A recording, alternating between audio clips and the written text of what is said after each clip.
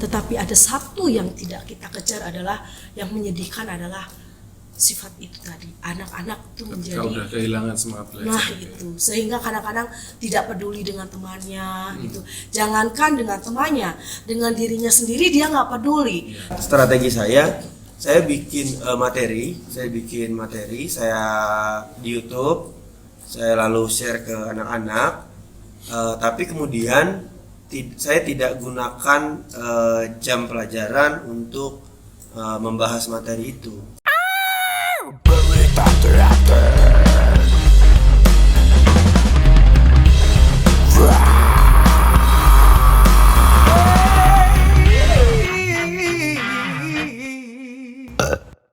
Nah kalau dari anak-anak sendiri penyerapannya dibanding sama ketemu gitu menurut Mas Abi sendiri gimana Mas? Ya tentu saja lebih baik ketemu gitu, penyerapnya lebih sih. baik ketemu. Karena di yang tahun ini misalnya saya sebelum berangkat ke sini saya nyelesain ujian pantomim dulu anak-anak kelas 10 itu ya ngerasain banget bedanya dimana ketika mereka langsung ketemu langsung evaluasinya kan bisa lebih detail gitu, lebih ketat lah gitu ya evaluasinya. Terus kita kalau mau melatih misalnya kita sudah punya gambaran anak-anak nih misalnya punya kekurangan di sini gitu, misalnya di kekuatan atau di elastisitas tubuh. Nah, kita langsung latih ke itunya. Nah, kalau di daring kan itu agak sulit karena daring mereka juga beda-beda banget tuh. Iya. Tapi kalau bareng mereka jadi kayak semacam saling memberi pengaruh satu sama lain. Nah, nanti ada biasanya ada kesamaan evaluasi yang umumnya apa gitu. Nah, itu sih kesulitannya kalau daring tuh bener-bener acak gitu. Jadi ada suatu siswa yang bisa bagus banget, ada yang drop gitu. Nah, tapi kalau langsung itu mereka saling bisa beri pengaruh, bisa ngangkat yang lain gitu. Ketika ada satu siswa yang mungkin punya kesulitan itu bisa saling membantu gitu. Tapi setelah ini selesai kan udah ketemu lagi udah tetap muka langsung ya? Udah. Nah kalau misalnya seperti itu kekurangan tadi apa masih bisa dikejar akhirnya? Akhirnya dikejar. Bisa juga. Akhirnya dikejar karena kita udah sadar nih dua angkatan itu online. Dua angkatan yang sekarang mereka kelas 12 sama yang mereka kelas 11. Yang mereka kelas 12 berarti udah 2 tahun, hampir 2 tahun. Yang kelas 11 berarti udah 1 tahun. Nah, sekarang mereka diperbanyak proyek-proyek itu, diperbanyak membuat proyek-proyek yang ya harus ngejar sampai nanti di ujian akhir kan monolog ya. Jadi di ujian akhir mereka udah siap gitu, minimal udah punya beberapa portofolio karya gitu untuk jadi semacam ruang belajar buat mereka ya, sebelum menuju ke ujian akhirnya. Iya, sebelum menuju ke ujian akhir. Kalau di SMK 10 itu juga Hampir ada kesamaan. Iya. Karena ya metode pembelajarannya ya kalau daring ya tetap ada jarak gitu. Iya. Dan yang paling enak ya luring gitu. Jadinya kasihan anak-anak, bahkan ada beberapa yang kehilangan untuk belajar aja gitu dari hasil online itu, dari hasil belajar online itu. Jadi, nah ini kan kalau misalnya tadi juga sama Bu permasalahannya. Iya. Mungkin tapi berbeda menghadapinya Bu ya. Cuman akhirnya ketika ini udah selesai pandemi kan masih bisa dikejar nggak Bu sebenarnya? Bisa, cuman yang sedikitnya adalah beban buat saya pribadi sebagai pengajar adalah ketika anak sudah kehilangan semangat belajar. Nah, ketika di online itu banyak sekali anak-anak yang hilang itu, yang kehilangan semangat itu, karena buat mereka kadang-kadang merasa boring ya, walaupun misalnya pembelajaran kita itu kita bikin menurut kita itu semenarik mungkin gitu agar anak-anak itu terpanggil semangatnya dan lain sebagainya. Tetapi kan kalau di rumah siapa yang bisa melihat? Betul. Walaupun ada orang tua, terkadang kan kita nggak tahu lingkungan kehidupan mereka sehari-hari di rumahnya seperti apa, atau mungkin ada orang tuanya yang memang betul-betul penuh penuh support dan lain sebagainya, atau ada anak yang keluarganya yang banyak anaknya, mungkin anaknya yang tidak terperhatikan dan sebagainya. Nah itu jadi berwarnanya di dalam dunia pembelajaran secara online itu ya bebannya adalah seperti itu gitu. Jadi satu, walaupun misalnya pembelajaran kita bisa mengejar, tetapi ada satu yang tidak kita kejar adalah yang menyedihkan adalah sifat itu tadi, anak-anak itu menjadi kalau udah kehilangan semangat belajar. Nah itu, sehingga kadang-kadang tidak peduli dengan temannya gitu. Jangankan dengan temannya, dengan dirinya sendiri dia nggak peduli. Misalnya gini, kita bikin di online itu pembelajaran kita mulai jam segini misalnya gitu ya, wajib sampai jam 9 misalnya, dari jam 7 sampai jam 9. Nanti anak-anak itu malah masih ada, walaupun kan kelihatannya kalau di dalam di dalam dunia online itu kelihatannya terbaca anak-anak itu misalnya dia ngisi jam presensinya itu jam 1, jam lain, itu kan ketahuan. Nah artinya selama jam pembelajaran dia kemana kan kita nggak tahu. Betul. Nah jadi itulah yang banyak hal-hal yang kita belajar sebagai pendidik itu apa saat kok jadi ke situ ya? Iya, nggak apa-apa, jadi cerita zaman kita kena pandemi gitu. Nah itu jadi mungkin yang membuat saya menjadi bukan bebannya tapi menjadi sedikit sedih aja gitu bahwa guru itu ternyata kalau tidak bekerja sama dengan orang tua, tidak bisa bekerja sama dengan siswa, tidak bekerja sama dengan lingkungannya, tetap aja akan ada siswa-siswa yang seperti itu gitu. Jadi jadi seorang guru itu adalah bagaimana kita meramu semua elemen-elemen yang bisa membantu anak siswa itu agar menjadi cerdas, semangat, yang intinya adalah semangat untuk ingin tahu, itu adalah yang paling penting. Semangatnya dulu Bu ya. Ya. Kalau udah anaknya pengen tahu, kita lebih mudah untuk menyampaikannya itu. Ya. Nah, yang sedihnya itu sekarang itu karakternya yang menurun gitu. Dibandingkan dengan anak kelas 10 sekarang ya mungkin ada agak berbeda dikit gitu. Nah, kalau misalnya ada penurunan karena semuanya mungkin mengalami ya di beberapa hal bahkan. Tapi kita mungkin ketika fokus di pendidikan bicara tentang kurikulum. Tersampaikan semua nggak akhirnya kayak gitu dari semua rencana kemarin itu. Ya akhirnya mesti dipilih apa hal-hal yang memang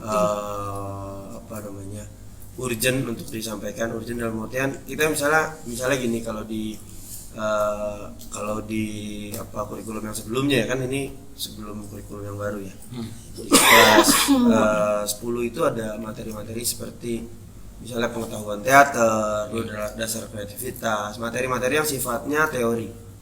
Nah akhirnya karena saya mesti memilih, akhirnya strategi saya bikin materi saya di YouTube, saya lalu share ke anak-anak, tapi kemudian saya tidak gunakan jam pelajaran untuk membahas materi itu. Terus? Jadi itu materinya sudah selesai di YouTube. Mereka silakan nonton YouTube itu untuk memahami materi itu. Kapan aja bisa mereka. Kapan aja mereka tonton. Nah, yang saya lakukan di jam pelajaran adalah yang tadi, project tadi.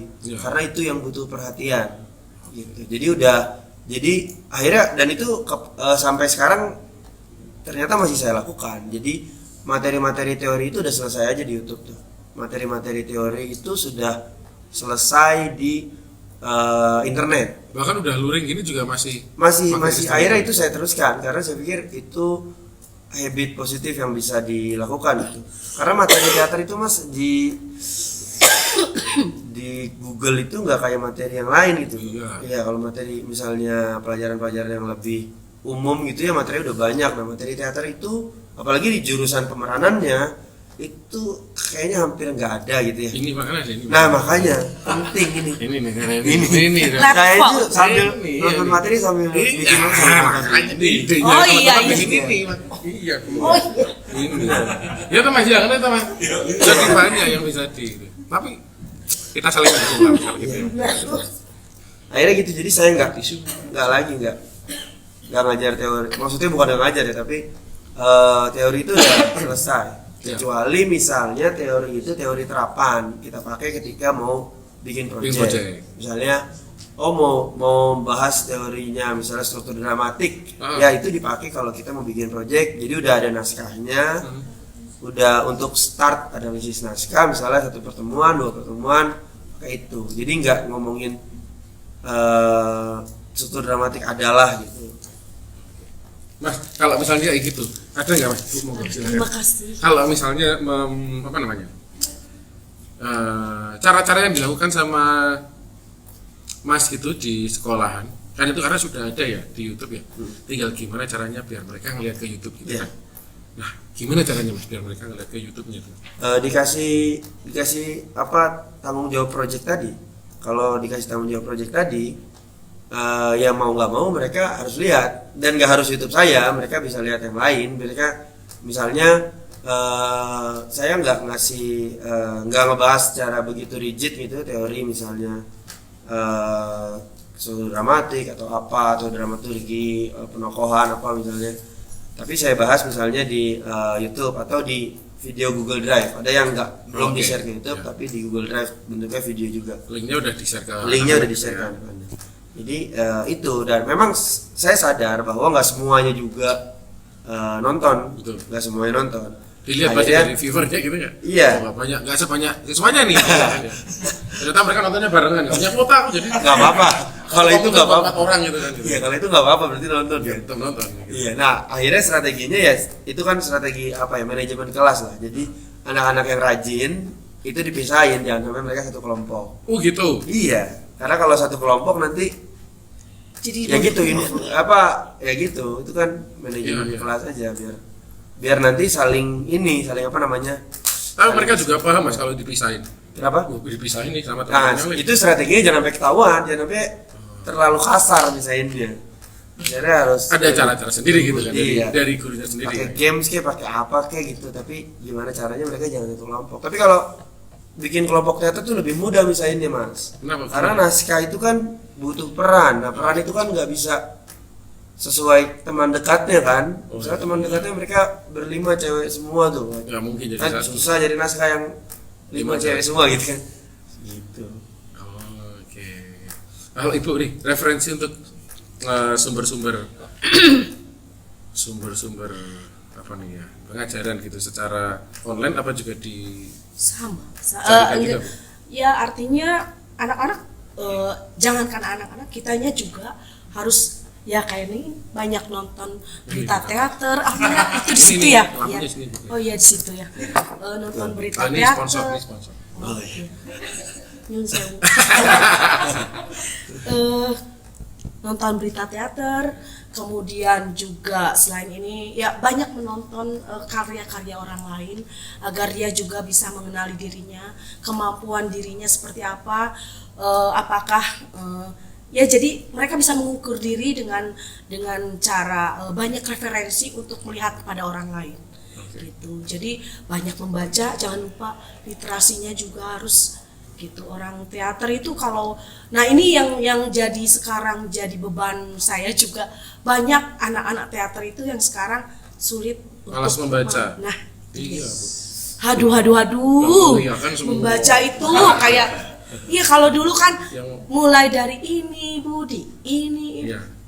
Sekarang itu sampai anak-anak ya ampun disuruh membaca malah tidur, dikasih coba ini ya udah. Jadi intinya tetap harus mengembalikan lagi sama anak-anak itu bagaimana memacu kita itu sebagai memberikan terus bagaimana agar anak itu terus ingin semangat, dan itu membaca itu nomor 1 kalau untuk dunia kita. Kayak gini nih teater. Iya. Iya, baca naskah dan sebagainya juga Ya, ya, Bu, itu. Lalu kalau ngomongin evaluasi Bu di sekolah nih Bu gitu. Ada ujian, Ah. ada ujiannya, ada nanti ada ujian tengah semester, kemudian ada ujian semester, kemudian di akhir nanti ada ujian kompetensi akhir. Gitu. Praktek project Praktek gitu juga project sebagai ya. Betul. Jadi mereka harus mempertunjukkan hasil dari kemampuan memanage dia selama bersekolah di sana, mulai dari keilmuannya, kemudian mengaplikasikannya lewat karya tubuh yang dia punya. Kalau yang di itu juga apakah terus ada kolaborasi? Kan ini ada dua ya Bu ya jurusannya ya.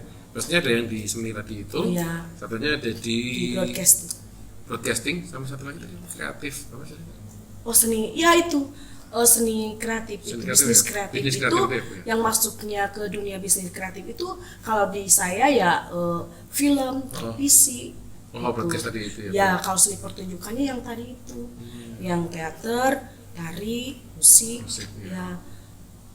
Itu apakah juga ada kolaborasi antar mereka gitu menjadi satu? Tidak selalu. Oke. Tidak Dalam selalu, 1 tahun tapi itu ada gitu. Jadi mereka belajar untuk membentuk sebuah hasil karya dengan hasil bekerja sama dengan teman-teman jurusan yang lainnya gitu. Dan kita bisa memantau atau kita memberikan jalan kepada mereka agar hasilnya apa yang mau mereka lakukan ya kita kasih semangat, kasih dorongan, meluruskan kalau misalnya mereka belok ya kita luruskan ini agar apa yang mereka inginkan, apa yang mereka harapkan ya bisa tercapai dan mereka bisa merasakan bahwa inilah saya hasil kerja saya dan bersama teman-teman. Itu yang paling penting dan mereka bisa menghargai orang lain, menghargai karyanya, menghargai dirinya sendiri. Ya. Kalau boleh tahu nih tapi sebelumnya Bu bisa muridnya ada berapa Bu? Sekarang Ya. Kelas 3 yang saya kebetulan saya wali kelas. Ya saya 26 siswa. 26 siswa. Iya, untuk kelas 3 yang tahun sekarang. Kalau saya juga kebetulan wali kelas. Jadi kebetulan sama-sama kebetulan. Saya wali murid. Anak Bapak gimana? Belum. Kalau kelas yang saya wali kelasnya itu ada 34 orang, 35 orang. Di kelas 11 saya ngajar di 3 kelas, 10, 11, 12. Nah, itu kalau di total kalau nggak salah ada 99 atau 100 itu satu jurusan. Jadi satu angkatan itu satu kelas sekitar 30-an. Oke. Nah, ini mungkin satu request ya, enggak pertanyaan tapi kayak request. Sebenarnya ada yang mau disampaikan nggak Mas sama Ibu terakhir buat penutup kita di Berita Teater ini? Mau disampaikan ya kalau dari saya pendidikan teater itu harus didukung oleh segala lini gitu, karena kalau misalnya hanya jalan sendiri itu capek juga gitu. Maksudnya harus didukung dari misalnya media, misalnya kayak Berita Teater nih mengangkat pendidikan teater hari ini itu salah satu support yang besar sekali gitu. Begitupun misalnya industri teater atau komunitas yang sudah lebih dulu mapan gitu ya untuk bisa membantu misalnya tempat magang buat anak-anak kayak gitu-gitu, itu kan juga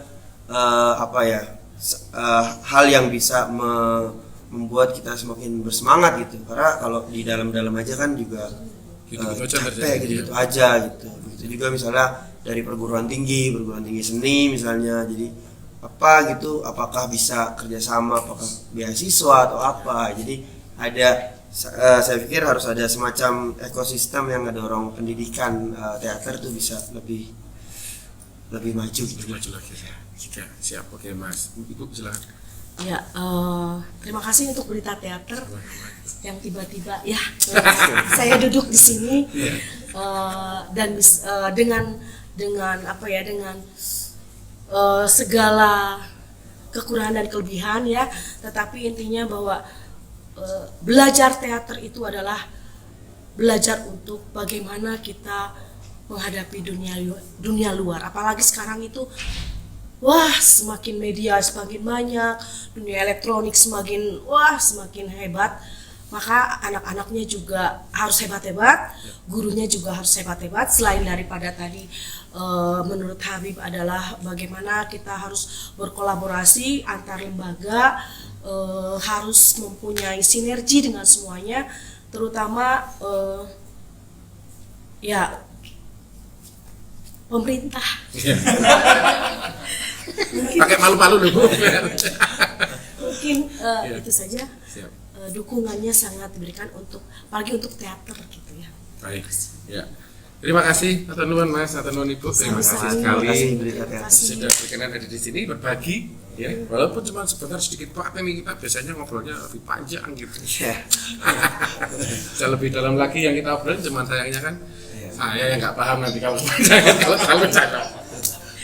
Terima kasih sekali lagi matur nuwun, dan untuk yang nonton Berita Teater untuk terus nonton Berita Teater, banyak episode yang menarik, dan kalau nggak percaya lihat aja.